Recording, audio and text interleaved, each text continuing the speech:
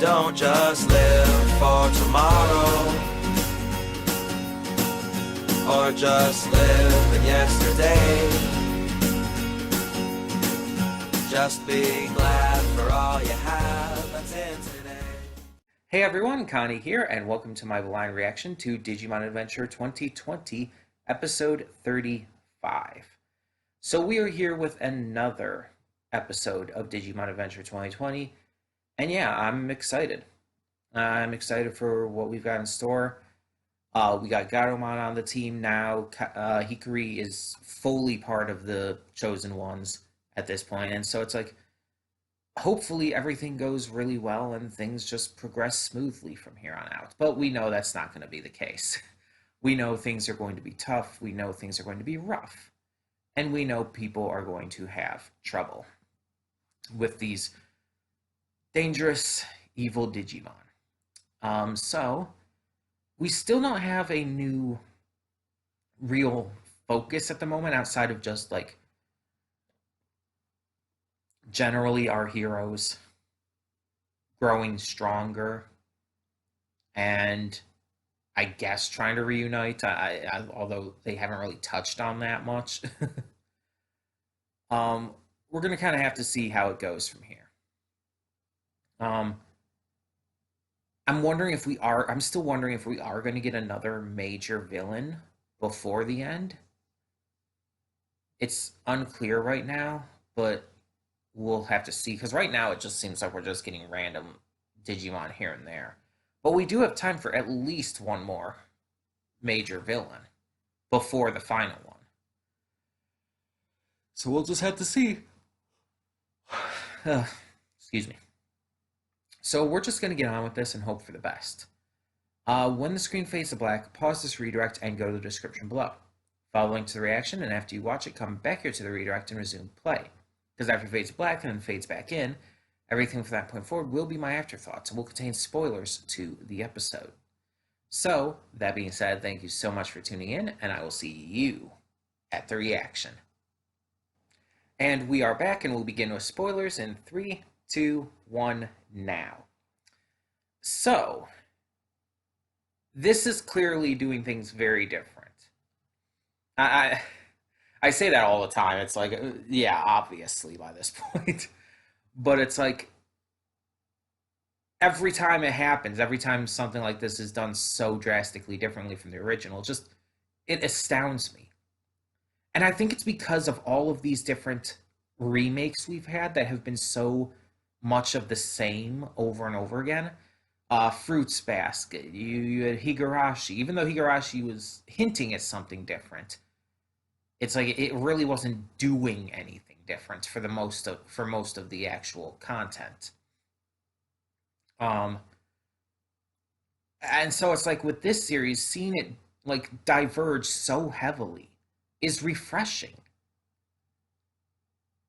Because in the original Digimon Adventure, Gatomon's arc was entirely different. As I've stated before, Gatomon was a spy originally for Myotismon, sent to kind of keep tabs on them and whatnot. But eventually, she realized she was the destined partner of Hikari, and that she cared for Hikari. So she ended up betraying Myotismon. Eventually, we're also introduced to Wizardmon, who is a friend of Gatomon's, who I think was also working for Myotismon, but was always kind of more of a good guy. But Myotismon ends up killing Wizardmon, which causes Gatomon to face such grief, but also such determination to stop Myotismon, that it's the catalyst for her evolution into Angewomon. So, seeing how this is done very differently is, again, refreshing. And yes, like I mentioned in the reaction, in the original, Gatomon struggled with the evil side to her.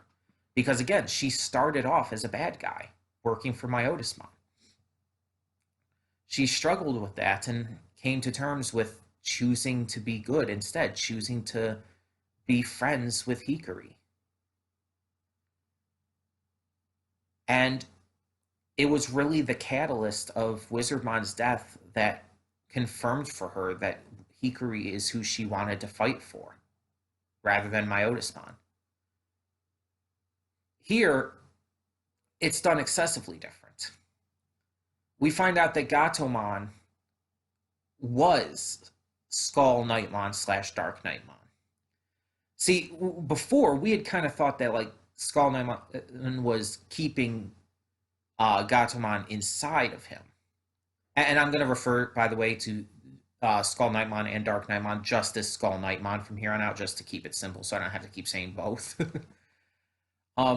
We thought Skull Nightmon was just keeping Gatomon inside as like a prisoner, but we find out no, that wasn't the case, and it kind of makes sense with what we saw before, which is actually shown again in this episode.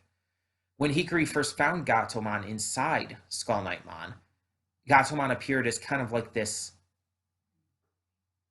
almost kind of ethereal force, this kind of like wave of energy that then formed into Gatomon as Skull Nightmon was being defeated. So it makes a lot more sense now that Skull Nightmon, as it was being defeated, kind of like Gatomon kind of took back her original form with Hikari's help.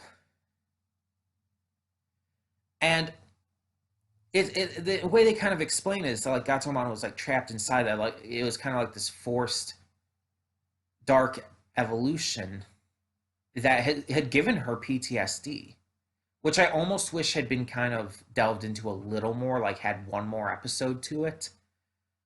But the fact that it was done at all was really interesting.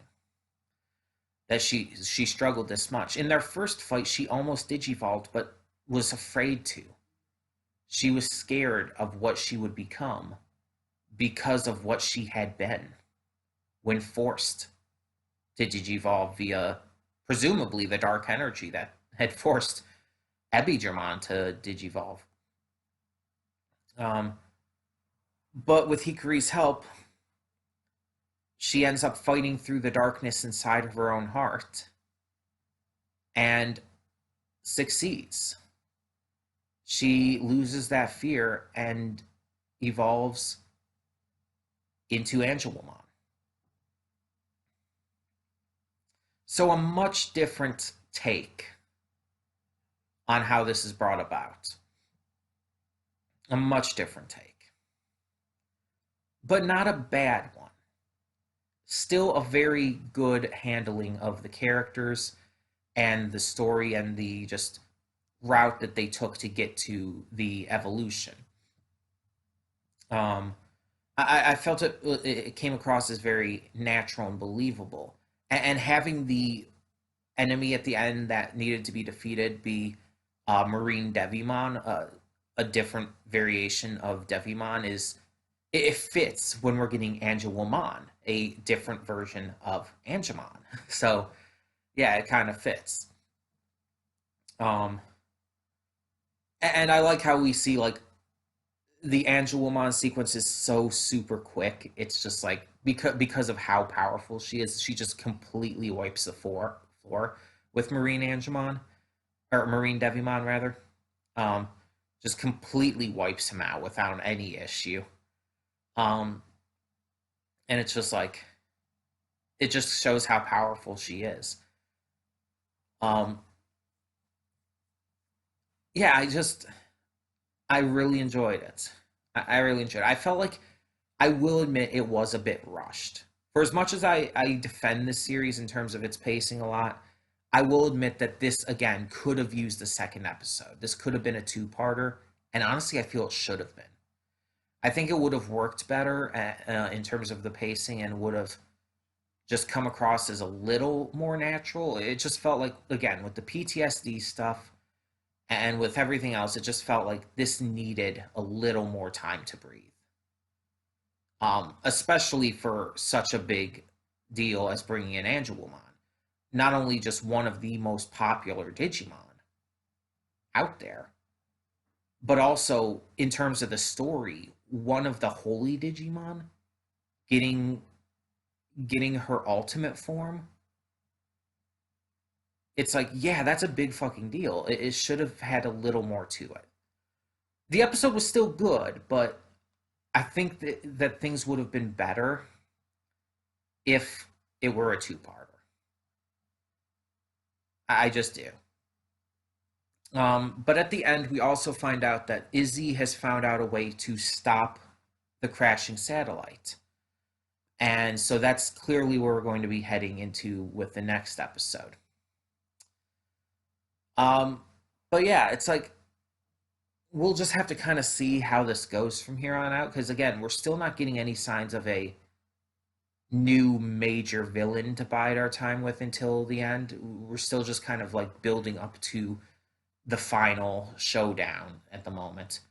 And again, we're still not seeing anything with the others, with Mimi, with Joe, with any of them, even Yamato. And it's a little disconcerting. It's a little hard, it's a little confusing just to see them kind of just disappear from the narrative for so long. Like they are actively chosen ones as well. Their Digimon are actively important to stopping this enemy as well. And yet they're just not being shown. They're just not having any role to play in this. Sora's the only one there who you could say is, I guess, out of place, quote unquote. Um, because it's like, of course, Hikari and TK are going to be there, Takeru, because they are the chosen ones who have the holy Digimon. Yeah, of course they're going to be there for a lot of this big information and whatnot. Uh, of course, Tai is going to be there, Taichi, because he's kind of the main character. But Sora, it's like, why Sora of all characters? The only thing I can think of is like just to kind of keep it even in terms of gender representation or something. I don't know. And I'm not saying that I don't like Sora. I very much do, and she definitely has a level head, and maybe that's why to kind of bring about that kind of just level-headed perspective compared to the others. I mean, because we know Taichi is very much like attack first, ask questions later, and like the other two are kids, like little kids. They're all kids, but the other two are little kids. So it's like, yeah, it's kind of like a mother figure for the group. But it's like, I mean, I don't feel like she necessarily needed to be the one. They could have had anyone there, and I feel like it could have still worked. I feel like Yamato could have acted in that kind of role as well. And it's like I don't understand why they're not together. I don't understand why they had to be split up here. It doesn't make sense to me.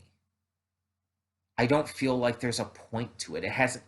If we had been getting stuff with the others this entire time, showing what they've been going through more often, then there would be a point to it. It would feel natural. But here, it just feels like they're just erased from the narrative for no reason. It's not quite as bad as like Fugo from JoJo Part 5, where he's just completely dropped off out of nowhere after not even really having enough time to shine in the first place. It's not as bad as that, but it's pretty bad still. And I believe I said this last time that it is the one big issue I have with this series right now. And it is bothering me. Every episode we don't see them, or even if we only get the tiniest glimpse of them. Like, yeah, it seems like Izzy's going to be important next episode, but honestly, I'm kind of doubting they're actually going to reunite. I mean, maybe they will, but I don't know. Maybe this could be a sign of things starting to change in that regard. I don't really have anything else to back that up with, but maybe maybe that's going to be how it goes. Like now that they're going to go, they're going to help Izzy somehow. I don't know how that's going to happen, but maybe now that that's going to happen, they're going to end up reuniting with Izzy, and then start reuniting with the others. And of course, they're going to have to tell them about everything that's happened. Like, geez, because they've been left out of the loop for so long, and in the midst of so much drastically important information. It's uh, hopefully this changes soon. That's all I'm saying. Because it does bother me. It legitimately does bother me. But hopefully it changes soon. Hopefully they fix this and get back on track. Um, but either way, like I said, I still enjoyed this episode. I still enjoyed getting to see Best Girl Angelamon. Um, and like I said, even though it would have benefited from a second episode, a part two, a two-parter for this plot, I still liked what they did with Gatomon's PTSD.